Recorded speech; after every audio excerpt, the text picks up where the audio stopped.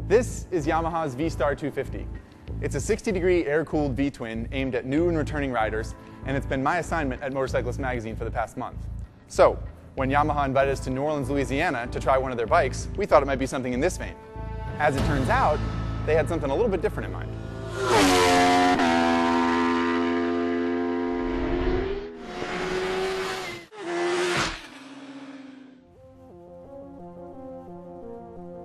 This is the bike Yamaha sent us there to ride. It's an R1, and not just any R1, this is the R1 that carried Josh Hayes to 3 national championships. Looking at the history of the bike, it all makes sense. The 2012 Graves Yamaha R1 is the product of 4 years of research and development. It's purebred for competition, specifically tuned for one rider, and absolutely uncompromising in every other way. This R1 produces over 180 horsepower at the rear wheel. That's 40 more than a stock R1, or an increase of about 25%. This is a purpose-built, class-leading motorcycle that Yamaha has allowed us, and only us, the opportunity to ride. I've seen this bike in the flesh before, but looking at it knowing I was going to ride it was far more intimidating.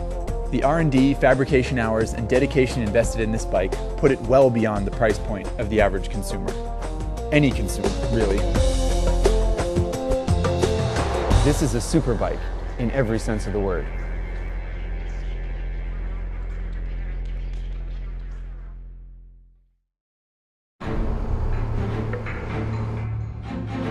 Not only is the bike intimidating, but I'd never seen this track before. It's a relatively new circuit, and 10 minutes after meeting 3-time Superbike champion Josh Hayes, I was in a rental car driving around NOLA Motorsports Park trying to soak up all the information that he was giving me. Brake markers, turn-in points, outside apexes, bumps to avoid. He was being very helpful, but the whole experience was such sensory overload from start to finish that when the time came to swing a leg over the bike, I can't say I was feeling 100% prepared. The bike definitely has a certain air about it. It has a few notches on its belt in some championships, 16 wins in the 2012 season. It looks like it's going 100 miles an hour when it's sitting still, and it sounds like it's going to hurt you. So really, I had every reason to be nervous, I think. Will do, thank you. Will do. Swinging a leg over the bike definitely does not make the nerves go away. Sitting on a stock R1 is relatively friendly, all things considered, whereas when you get on Josh Hayes' bike, it feels like a machine that is going to make no compromises for you at any point, no matter how nicely you ask. Woo! Okay. It's like it's saying, I dare you to touch the throttle, I dare you to accelerate, I dare you to try to see what I'm capable of.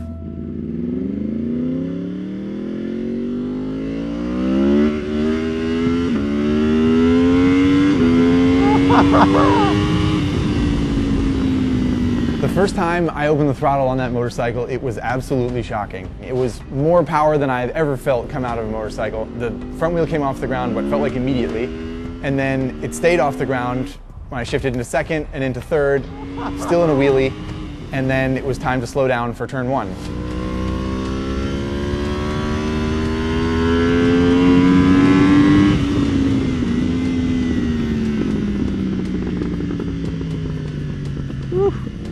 Motorcycle is tall. I don't know if I'm ever going to get my knee down on this thing. It's been a long time since I was riding a motorcycle that was so far ahead of me in every stage of the racetrack. It felt like I was never going to touch a knee puck down. There's power everywhere in the rev band, and it's completely addicting. The sound it makes when it accelerates is awesome. The sound it makes when it decelerates is awesome. And the way that it carves through corners and fires out of corners, it's almost like it can't wait to get to the next turn or to the next straightaway.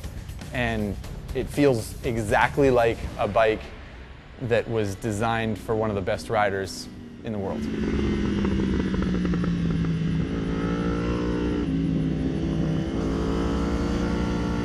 All right, I got my knee down. Woo! Thank God, I thought it was never gonna happen. And here comes the straightaway, where everyone's been telling me that I'm gonna be scared. So presumably I will be.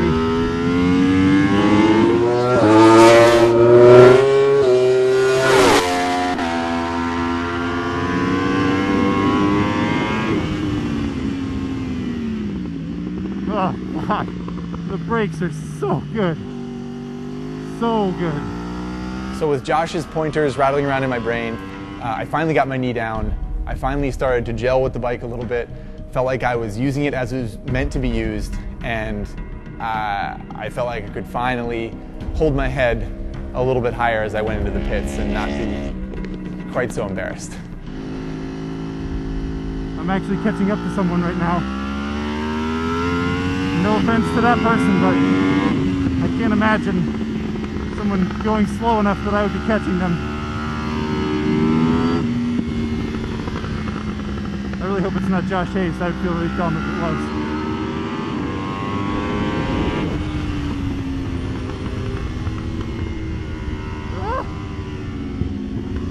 Unfortunately, it turns out that it was Josh Hayes that I was catching up to, and the reason I was catching up to him, of course, is that he was waiting for me. And then he kindly showed me around the track for a few laps, let me follow him, and then he followed me and was able to give me some pointers based on our time on the track together, which was obviously totally awesome. Total dream come true to ride around on a beautiful race circuit on a beautiful day on one of the coolest bikes in the world with one of the best riders that there is.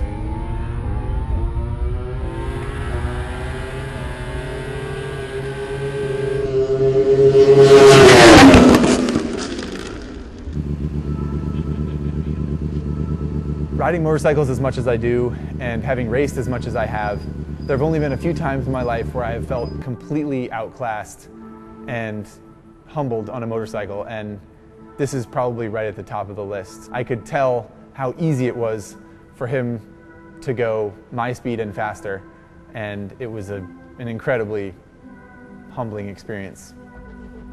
At the end of the day, I was there as a journalist to do a job, but the truth is, I'm a fan first. And I have literally spent time in my life thinking what it would be like to have one of those bikes and one of those teams and one of those tracks at my disposal to myself. And that was what this experience provided, being able to talk to one of the best riders about his technique and how he rides and what he thinks about when he rides, and to talk to one of the best teams in Superbike history, probably, about what they think about when they design a bike, what they think about when they work on the bike, and having that applied to myself as a rider was hugely educational, and it was a dream come true from start to finish.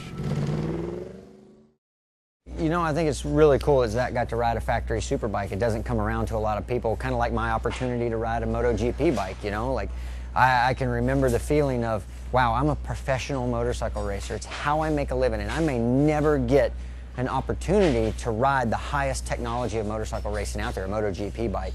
And that was a sad, sad feeling to me. And it was actually, you know, I had expressed that to my boss, Keith McCarty at Yamaha at one time, which is one of the reasons that he went about trying to make an opportunity happen. I wasn't actually supposed to get to race the thing. I was only supposed to get to test it. But it worked out that I ended up racing it for not the best reasons in the world. But I did get to experience the technology, and that was very, very important to me. So hopefully he is excited that he got this opportunity to ride a factory superbike. I know Keith McCarty hasn't let very many people get out there and see what the machine's all about, and I think it's a good piece of equipment, and I'm glad when people are excited and they get to ride it. I like seeing the expression on people's face of what they think of the machine and the work that I've done to kind of create the bike, so hopefully you enjoyed that.